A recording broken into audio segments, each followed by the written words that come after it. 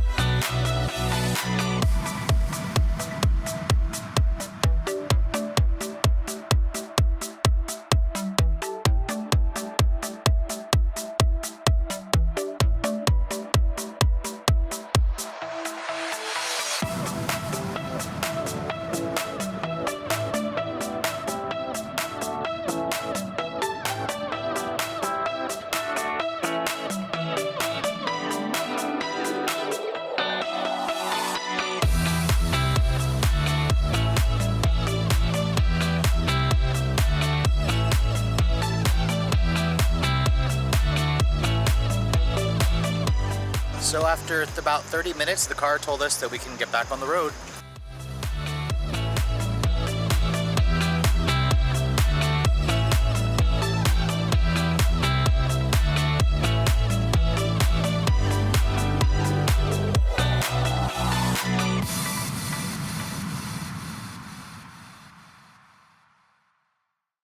So we left the first supercharging point, and now we're making our way toward the next one, which is in Cambridge, Ohio. Thankfully, the scenery is pretty beautiful out here. It's fall in the East Coast, so the leaves are starting to change color. I am getting a little concerned because the car says, it originally started out by saying we'd have about 21% when we get there. Now it's dropped to 14, so 228 miles of range. I believe this is 167 miles away, so we should have plenty of range still. But the next point's around 2.5 hours away, which honestly isn't bad at all because figure every 2 to 3 hours you're going to stop anyway, so you just have to plan to stop for a little bit longer. It definitely makes you have to adjust your road trip just a little bit, but the thought of not having to pay for any gas is a huge plus for me.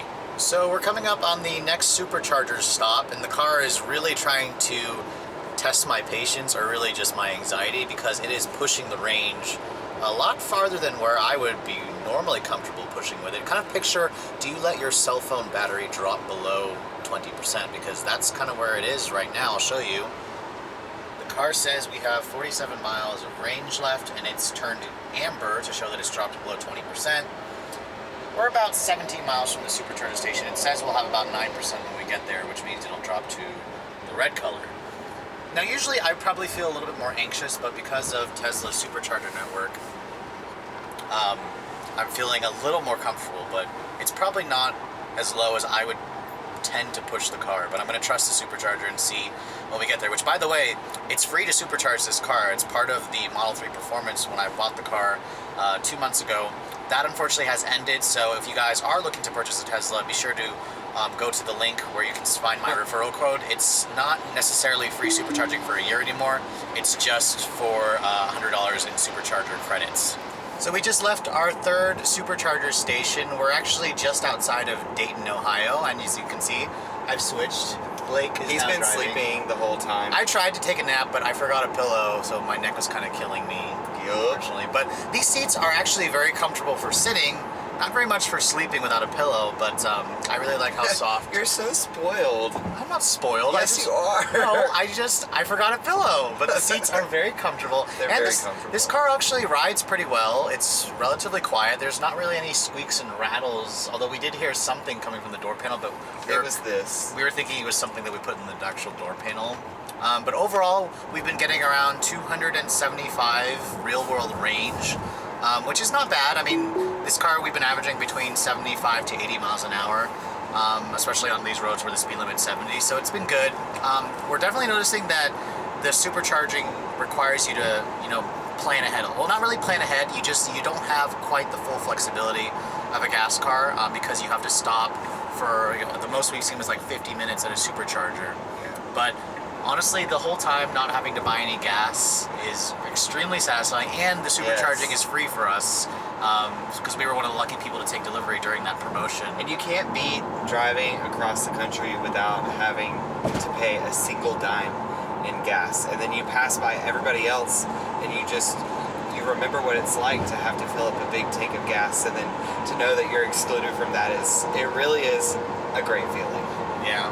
The one thing I did learn about this car, when you have the autopilot engaged though, if you literally legit floor it to pass somebody and you go above 90, the car will get mad at you and it'll lock out the autopilot until you come to a stop. It yells at you. And put it in park and open the door. So that's kind of annoying. I wish you could turn that off, but it's kind of Tesla's way of saying, screw you, you broke the rules, now you get punished, you can't use autopilot. But it's true. Other than that, we are on our way to St. Louis. That's where we're staying overnight.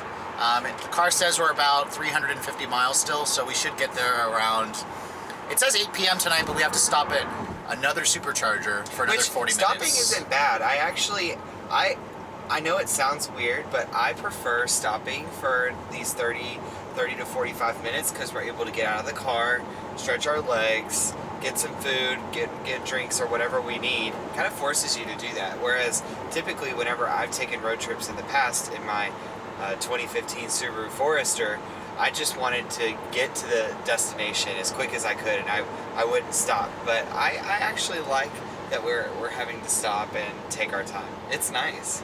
I don't mind the stopping as much in this car because we don't have to pay for gas. I do kind of think that maybe Tesla should think about cutting the charge time in half, so from 40 minutes to 20 minutes. I think they're probably working on that just because it helps to, again, reduce the amount of time you are stopping. Because stopping is good, but I think when I see it, you have to stop for almost an hour. That can be a little bit too long.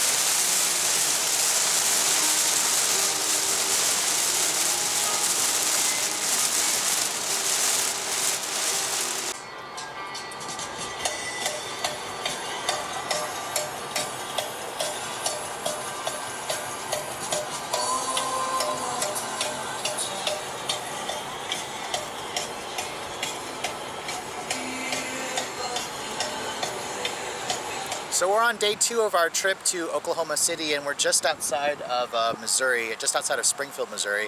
I actually made a decision to stop at a supercharger that was a little bit closer because the farther supercharger that the car was calculating us to go to required us to drive under 75 miles an hour, which kind of annoyed me in order to reach the destination. But thankfully, there are so many superchargers around the area that you can kind of just stop at a closer one. It does add a little bit more stops, but for me, I'd rather drive faster versus drive slower to get there. So let me know in the comments below which one you guys would rather do.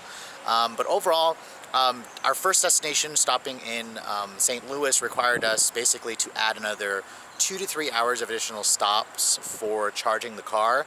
It's great how we don't have to pay for gas, but I have to say Tesla does need to increase the charge capacity. I think that if they can cut the supercharging time down from 40 to 50 minutes to like 10 to 20 minutes, it would really do them a lot of favors, especially if you were planning to drive this vehicle on longer trips. It is possible, but it does require you to kind of give up the flexibility of being able to drive farther, because typically when I stop for 10 minutes or less as opposed to 30 to 45 minutes.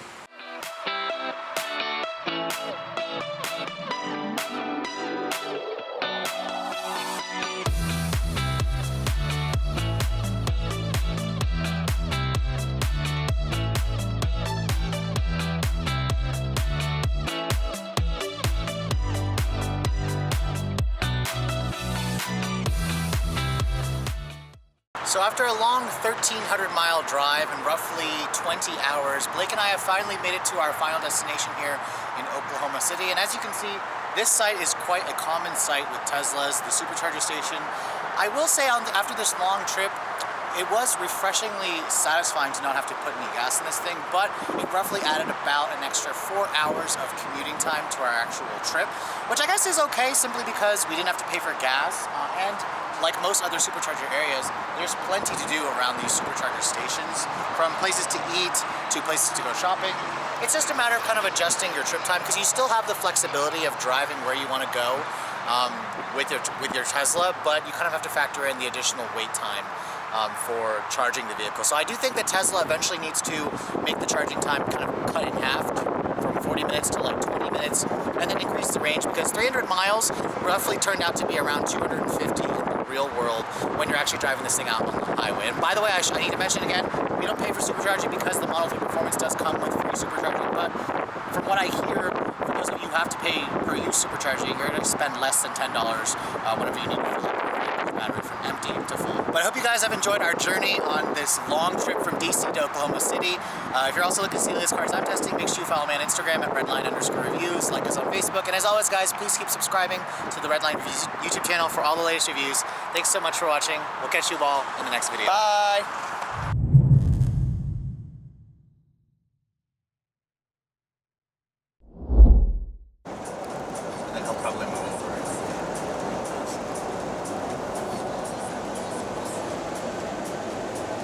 You're afraid he's gonna look while you're... Well, it's just creepy. It's not creepy, honey. It is creepy.